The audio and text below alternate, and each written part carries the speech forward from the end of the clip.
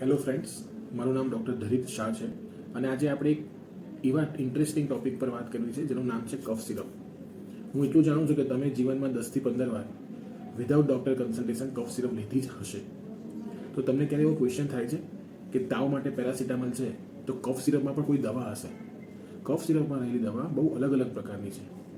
કફ સિરપમાં direct મગજને signals આપતી દવા હોય જે અટકાવવામાં આવે એ પણ વપરાય.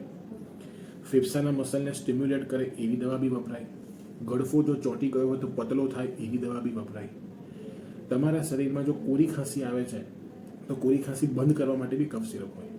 કફ સિરપ એ એક નામ છે જેમાં દવાઓ બહુ અલગ અલગ હોય છે. તો કફ સિરપ લેતા પહેલાં ડૉક્ટરનો કોન્ટેક્ટ કરો.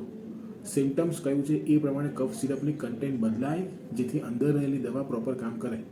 કોરી ખાંસીમાં આપણે ખાંસીને બંધ કરવી છે, તો કોરી ખાંસી આવે છે કેમ એ પહેલાં જોવું પડે, જેના માટે ડૉક્ટરની જરૂરત છે. ગળફો નીકળે છે તો ગળફો બહાર નીકળવાની જરૂરત છે, એવી કફ સિરપની જરૂરત છે. પણ એ કફ સિરપ ગળફો નીકળે છે કેમ એ કારણ ગોતીને આપવામાં આવે તો વધારે સારી રીતે અફેક્ટ કરે. તો એક નિર્ણય કરો કે કફ સિરપ ખરીદતા પહેલાં એટલીસ્ટ એકવાર ડૉક્ટરનો કોન્ટેક્ટ કરો. Thank you.